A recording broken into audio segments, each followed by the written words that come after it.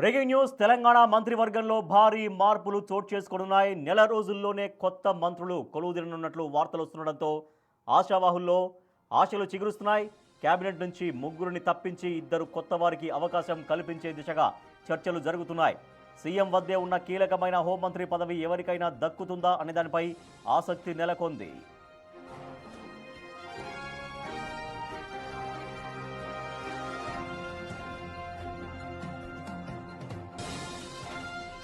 రెడ్డి సామాజిక వర్గం నుండి మల్రెడ్డి రంగారెడ్డి, కోమటిరెడ్డి రాజగోపాల్ రెడ్డి, పరిగి ఎమ్మెల్యే రామ్మోహన్ రెడ్డి రేసులో ఉండగా రాజగోపాల్ రెడ్డికి ఇప్పటికే హామీ ఉన్నట్లు సమాచారం.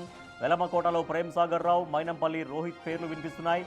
బీసీ వర్గం నుండి విజయశాంతి, బీర్ల ఐలయ్య, ఆది శ్రీనివాస్, ఎస్టీ కోటలో శంకర్ నాయక్, బాలు నాయక్ పోటీ పడుతున్నారు.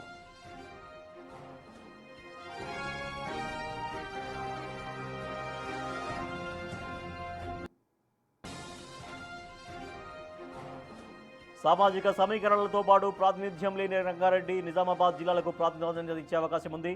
ఈ విస్తరణ జరిగితే ప్రస్తుతం ఉన్న పలువురు మంత్రుల శాఖల్లోనూ మార్పులు తప్పవని తెలుస్తోంది. దీంతో ఎవరికి ఏ పదవి వస్తుంది, ఎవరికి ఏ శాఖ పోతుందనే దానిపై తీవ్ర ఉత్కంఠ నెలకొంది.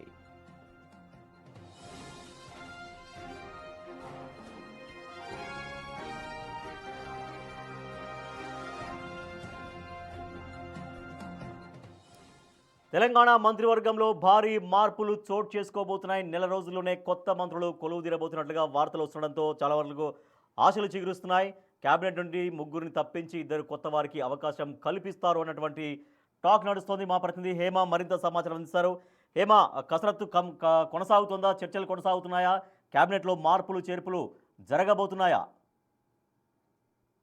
తెలంగాణ రాష్ట్రంలో కాంగ్రెస్ ప్రభుత్వం ఏర్పడి 2.5 ఏళ్ళు కూడా గడుస్తున్నాయి. సో ఈ నేపథ్యంలో ఇప్పటి వరకు కూడా కేబినెట్ ఇంకా పూర్తి స్థాయిలో కూర్పు చేయలేనటువంటి పరిస్థితి. అయితే మొత్తం కేబినెట్లో ముఖ్యమంత్రితో సహా 18 మంది మంత్రులు ఉండాల్సి ఉండింది. గతంలో అంటే ఫస్ట్ ముఖ్యమంత్రితో పాటు ఎప్పుడైతే ప్రభుత్వం ఏర్పడిందో అప్పుడు మొత్తం 12 మంది ప్రమాణ స్వీకారం చేశారు. అనంతరం తెలిసిన విషయమే కేబినెట్ 2.0 ఎక్స్పాన్షన్లో ముగ్గురికి అవకాశం కల్పించారు. అటు వాకిటి శ్రీహరి, గడ్డం వివేక్ అదేవిధంగా అడ్లూరి లక్ష్మణ్, ఇలా సామాజిక వర్గాలకు సముచిత న్యాయం చేసే విధంగా ముగ్గురికి అవకాశం కల్పించారు. ఇక రీసెంట్ డేస్లో అటు గవర్నర్ కోట ఎమ్మెల్సీ అయినటువంటి అజరుద్దీన్, మొత్తం ఇప్పటి వరకు కేబినెట్లో 16 మంది మంత్రులుగా ఉన్నారు. అయితే మరొక ఇద్దరికి ప్రస్తుతం అవకాశం ఉంది. అయితే ఆ ఇద్దరి కోసం కూడా ప్రస్తుతం పూర్తిగా హైకమాండ్ కసరత్తు చేసినట్టుగా తెలుస్తోంది.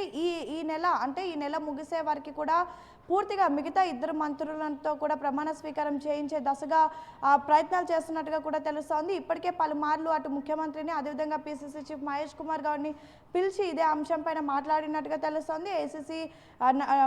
ఏఐసిసి ఇన్ఛార్జ్గా ఉన్నటువంటి మీనాక్షి నటరాజన్ కూడా దీనిపైన ప్రస్తుతం ఫోకస్ పెట్టినట్టుగా తెలుస్తోంది. అయితే actually last time cabinet 2.0 expansion కూడా ఉగాది నాడే ఉండింది. సో ఈసారి కూడా ఉగాదికే మరొక ఇద్దరు మంత్రులు కూడా అనౌన్స్ చేస్తారు, వాళ్ళు కూడా ప్రమాణ స్వీకారం చేస్తారు అన్నప్పటికీ కూడా అది జరగలేదు. సో ఈ నెల గడిచే వరకు ఎలా అయినా సరే పూర్తిగా మంత్రివర్గం కూర్పు చేయాలంటూ కూడా ప్రభుత్వం అదేవిధంగా హైకమాండ్ భావిస్తున్నట్టుగా తెలుస్తోంది. అయితే ఇప్పటికే అటు మంత్రి స్థానం పైన పెద్ద ఎత్తున బయట ఎవరికి వారే తాముకే మంత్రి పదవి వచ్చేటటువంటి అవకాశం, అదేవిధంగా మంత్రులు అయ్యేటటువంటి పూర్తి అర్హత తమకే ఉందంటే ఎవరికి వారే ఇప్పటికే బహిరంగంగా మాట్లాడినటువంటి పరిస్థితి. అయితే ఇప్పుడు మొత్తం కేవలం 2 స్థానాలు మాత్రమే ఖాళీ ఉన్నాయి.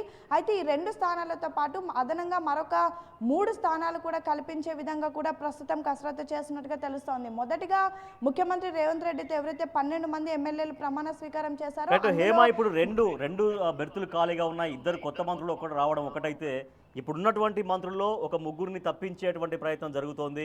ఆ ముగ్గురి పనితీరు సరిగ్గా లేదని రిపోర్ట్స్ ఆధారంగా ఇటువంటి నిర్ణయానికి వస్తున్నారా? ఆ ముగ్గురిని తప్పించేటువంటిది ఆలోచన కసరత్తు అది ముందుకు వెళ్తోందా, లేదంటే ఎవరిని తొలగించకుండా కేవలం ఇద్దరితో మాత్రమే కొత్తగా క్యాబినెట్ ఫిల్ చేస్తారా మళ్ళీ?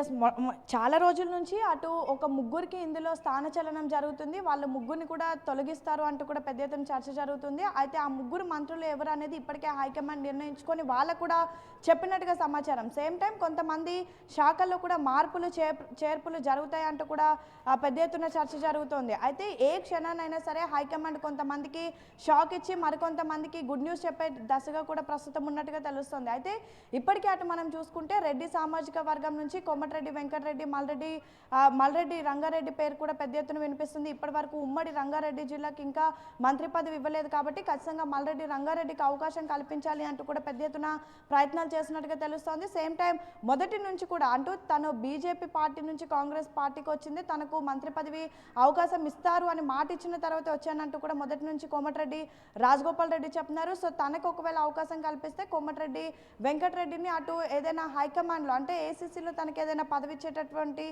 అవకాశం కూడా ఉందని చర్చ జరుగుతుంది. సేమ్ టైం బీసీ సామాజిక వర్గం నుంచి అటు పెద్ద ఎత్తున ఎమ్మెల్సీ విజయశాంతి పేరు, అదేవిధంగా ప్రస్తుతం విప్పుగా ఉన్నటువంటి ఆది శ్రీనివాస్ పేర్లు కూడా వినిపిస్తుంది. ఇద్దరు ఎవరికైనా ఒకరికి అవకాశం కల్పించేటటువంటి అవకాశం కూడా ఎక్కువగా ఉందంటూ కూడా గాంధీభవన్ వర్గాలు చర్చలు జరుపుతున్నాయి. ఇక ఎస్టీ సామాజిక వర్గం నుంచి రామచంద్ర నాయక్, అదేవిధంగా బాలు నాయక్ పేర్లు కూడా బలంగా వినిపిస్తున్నాయి. వీళ్ళిద్దరు ఎవరికైనా మంత్రి పదవి కట్టబెట్టి మిగతా ఒకరికి అటు డిప్యూటీ స్పీకర్ ఇచ్చేటటువంటి అవకాశం కూడా కనిపిస్తుంది. గతంలో కూడా అటు పూర్తిగా డిప్యూటీ స్పీకర్ పదవి అంటే మొత్తానికి కూడా రామచంద్ర నాయక్ అంటూ కూడా అనౌన్స్ చేశారు, కానీ ఇప్పటివరకు ఇంకా డిప్యూటీ స్పీకర్ ఎన్నికలు జరగలేదు. సో ఈ నేపథ్యంలో ఒకవేళ మంత్రి పదవి ఒకరికి కైవసం అవుతే మరొకరికి డిప్యూటీ స్పీకర్ ఇచ్చి వాళ్ళకు క్యాబినెట్ హోదా ఇచ్చే ఆలోచనలు కూడా ప్రస్తుతం ప్రభుత్వం ఉన్నట్టుగా తెలుస్తోంది. సేమ్ టైం ఇప్పటి వరకు ఉన్నటువంటి ఆశావాహులు ఎవరికైనా అవకాశం దక్కకపోతే మాత్రం వాళ్ళకు చీఫ్ విప్ పదవి అంటే ప్రభుత్వంలో చీఫ్ విప్ పదవి ఇచ్చి వాళ్ళకు కూడా క్యాబినెట్ ర్యాంక్ కల్పించేటటువంటి అవకాశం కనిపిస్తుంది. ఒకవేళ ఈ పదవుల్లో ఇంకా ఎవరైనా ఆశావాహులు ఉంటే వాళ్ళకు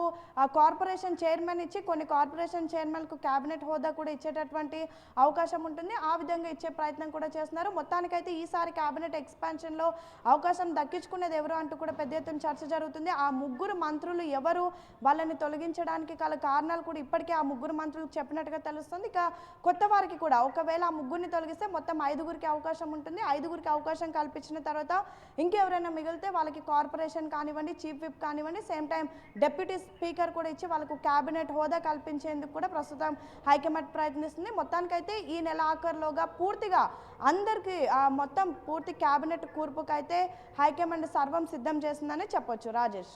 right, thank you Hema. Telangana మంత్రివర్గంలో భారీ మార్పులు చోటు చేసుకోబోతున్నాయి. నెల రోజుల్లోనే కొత్త మంత్రులు కొలుదీరబోతున్నట్టుగా వార్తలు వస్తుండడంతో ఆశావాహుల్లో ఆశలు చిగురుస్తున్నాయి. సో ఇప్పటికీ అంటే 2 బెర్తులు ఖాళీగా ఉన్నాయి కాబట్టి ఇద్దరు కొత్త మంత్రులు క్యాబినెట్లో జాయిన్ కావడం ఒకటైతే, ఇప్పుడున్నటువంటి మంత్రుల్లో ఒక 3 మంత్రుల్ని తప్పించేటువంటి అవకాశం కూడా ఉందంటున్నారు. సో టోటల్గా మొత్తం 5గురు కొత్త వాళ్ళు క్యాబినెట్లోకి రాబోతున్నట్టుగా ప్రస్తుతం అయితే సమాచారం తెలుస్తోంది. సో దాంతోపాటుగా మంత్రుల శాఖల్లో కూడా మార్పు చేర్పులు జరిగే అవకాశం ఉందని, ముఖ్యమంత్రి దగ్గర ఉన్నటువంటి హోంశాఖ ముఖ్యమంత్రి దగ్గరే ఉంచుకుంటారా, లేదంటే ఇప్పుడు కొత్తగా రాబోయే మంత్రులకి ఎవరికైనా ఇస్తారా, లేదంటే పాతగా ఉన్నటువంటి మంత్రులందరికీ ఈ శాఖల మార్పులు చేర్పుల్లో భాగంగా హోంశాఖ ఎవరికైనా ఇస్తారా అనే దానిపైన కూడా కొంత ఆసక్తి కనిపిస్తూ ఉంది.